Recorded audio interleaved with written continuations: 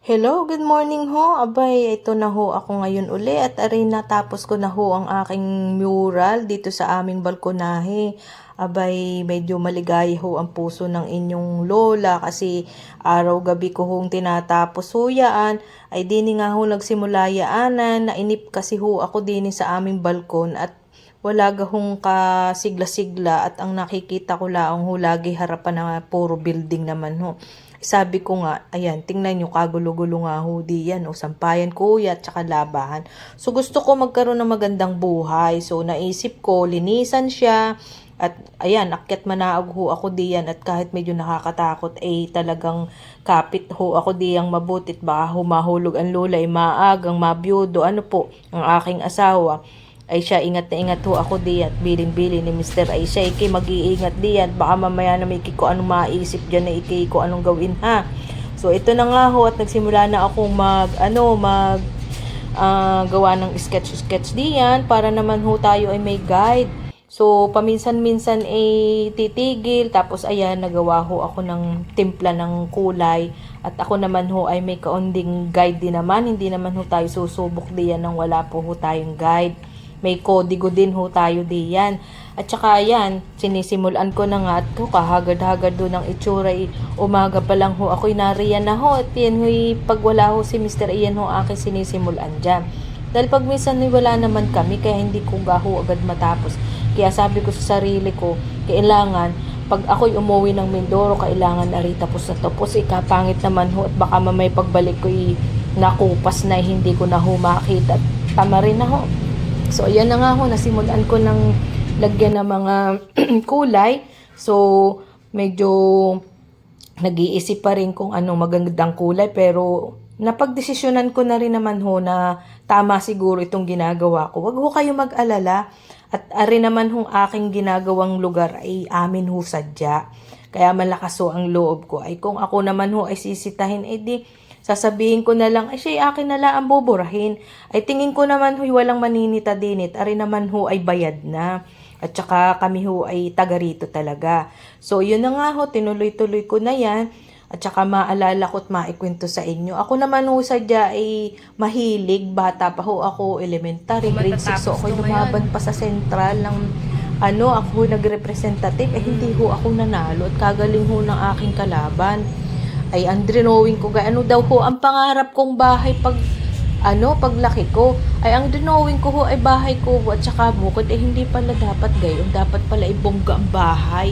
Hindi ko ho naisip yun kasi napakasimple lang ho kasi ng pangarap ko, so hindi pala ganun. So natalo ho ako, so tumigil ako. Tapos nung ako'y mag high school, drawing ako ng drawing, tapos may mga drawing din ako na kinokopya. Alam niyo ho yung dyaryo, yung merong kwento ni Garfield. Alam niyo ho, dinodrawing ko yon. Tapos sa Kopon Banlaan kasi wala ho akong pambili ng ng paintbrush kasi mahirap lang ho ang inyong lola. Ay ang nanay ko ho ay magagalit pag ako'y nagpabili ng ko ng Kaya ang kaya ko lang hong gamitin ay lapis at saka Kopon Ban. So pagka ho nakadrawing ako, ginagawa ko hong comics yung aking drawing. Si Garfield do ang aking idea. At saka ang aking idol na i-drawing. Tuwan-tuwa ho ako dun. So, kinabit-kabit ko ho yun dun sa aming dingding. Kasi hindi ho ako pwedeng gumawa ng mural sa dingding at ako yung mapapalo. At pangalawa ho, ayun ay kahoy. Wala naman hong pinturang pambili. Hindi, wala nga akong pambiling brush. So, Kopon Ban lang ho, dinikit-dikit ko yun dun. Hanggang sa ako'y maging high school na mga third year, nakilala ko si Mr. Naaabutan pa niya yung mga drawing ko sa dingding namin na kahoy, ng mga Kopon Bang nakadikit. Sayang nga lang, hindi ko kasi naipon yun para man lang meron ako souvenir ng aking mahilig. Nang nakita ng aking mga apo ngayon, ay wala si Garfield, di na masyadong sikat. Yung panahon ko sikat siya sa dyaryo. So yun na nga po. Tapos nung mag high school ako, gustong-gusto ko mag fine arts. Anong tatay ko hindi kaya dahil simpleng mekaniko lang naman ho ang tatay ko sa Cavite.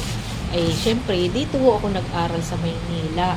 Dahil ako ho ay nakakuha ng mataas na grado sa aming NCEA, abay 95 ho ako, kaya lahat ho ng eskwelahan din sa Maynila ay ako ho ay pasado.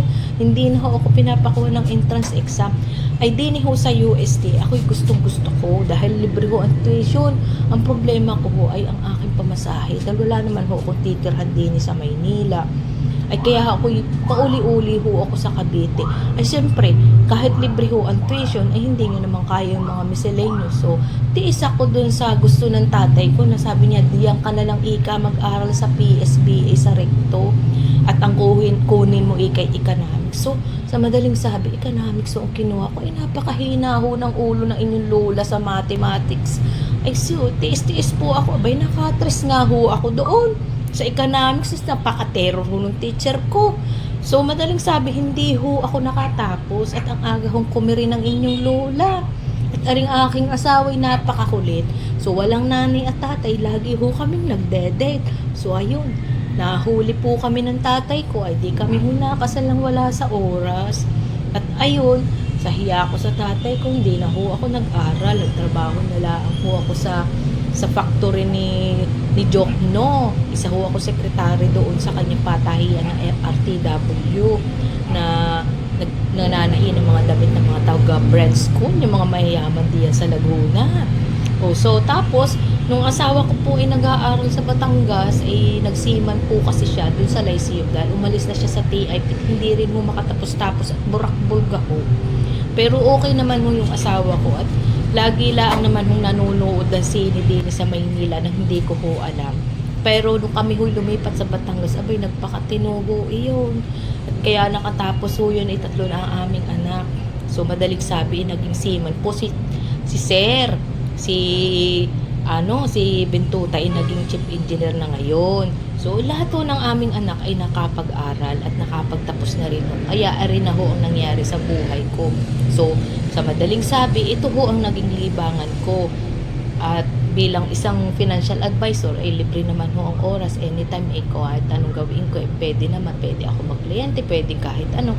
Ay hinahanap ko pa ho talaga ang gusto ko. Pero ito ho sa bahay na ito, pagkasama ho ako ni Mr. sa Maynila, kailangan ako ho ay nandin nila at hihintayin ko siya.